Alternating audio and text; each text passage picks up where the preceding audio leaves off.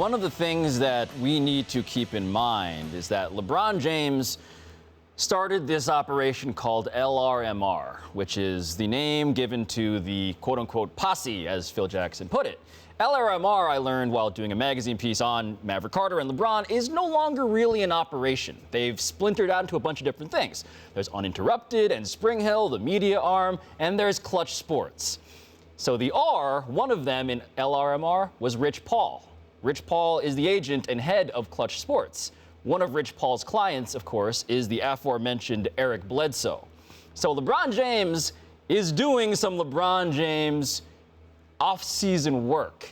And my understanding is it's not just Derrick Rose, it's not just Eric Bledsoe. LeBron James happens to know a guy named James Jones.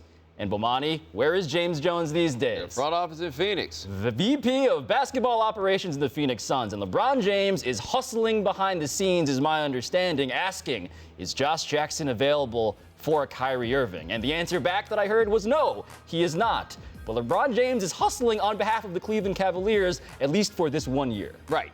But that game right there, they just play pickup basketball. Like that's the one thing that's interesting about this is that we find ourselves trying to figure out or take what the meaning is of everything as it happens there. That right there is Derrick Rose, you now play for the team. We're going to be here working out. Come on down. Like even if this Kyrie Irving situation was not at play, given that Bledsoe is with the agency, I would expect or I could see that they would be working out together in Vegas because this is the thing with the NBA players. They're always kicking it with each other during the summer. And basketball players have this thing they do all the time.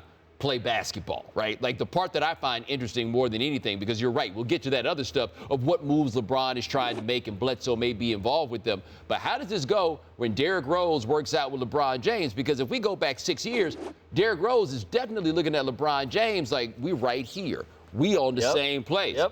Now Derrick Rose makes $2 million a year. Derrick Rose is making the veterans minimum, and now he's coming to work out with LeBron. How does that go? What is the dynamic? What conversation are they going to have on the expectations? Because as much as Kyrie talked about not liking dealing with, it seems to be not dealing with the eye rolls and everything else, you can kind of do that with Kyrie because Kyrie is a youngster.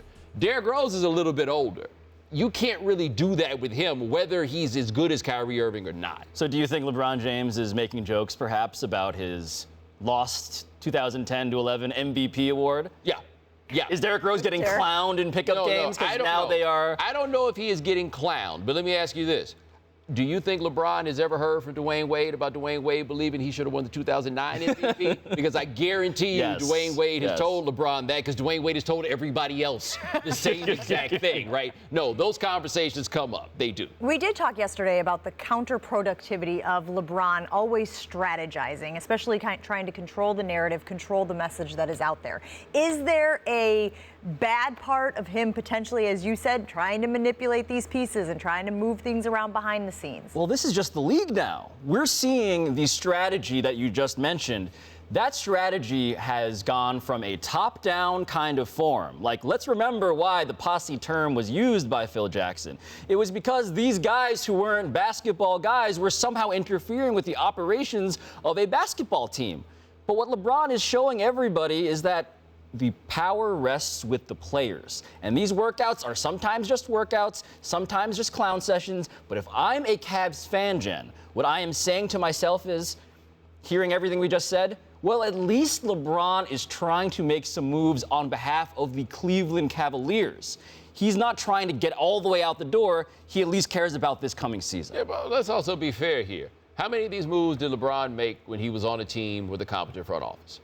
Right? Like when he was with Miami. Does he trust his front office? A lot of it came together, with LeBron and Dwayne talking and everything else. But when Pat Riley was in charge, now granted, you weren't going to tell Pat Riley what to do anyway. That's right. When he had Pat Riley in charge, Pat Riley was in charge.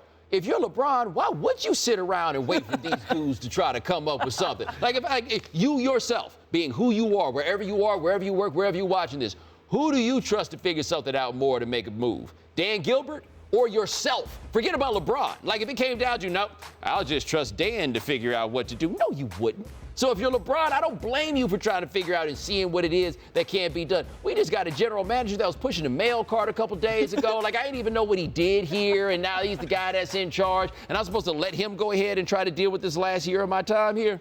Come on. Yeah, the one cam I would have liked on that Dan Gilbert press conference yesterday as he was reading through those cue cards about Bob and Jim and accounting is LeBron James, who is watching this thinking to himself, none of you people can do what I can do, and I don't trust any of you people to do what I want to do. I actually kind of wish that LeBron would have been at home rather than in Vegas when we had that cam, so that his wife could sit there next to him and be like, "You're the one that wanted to come back." Right? I mean, let's not forget this. Everybody else, according to LeBron, nobody else wanted to come back. He said his mom didn't want to come back. He said Savannah didn't want to come back. Now it's all this drama. And I imagine every day she's looking over at him. We could be back in Miami at my juice bar. You know that, right? Like, this didn't have to be. This is what he chose, and this is what it's turned into. So these two working out in Vegas together, does LeBron James make Derrick Rose better? Nobody makes anybody better.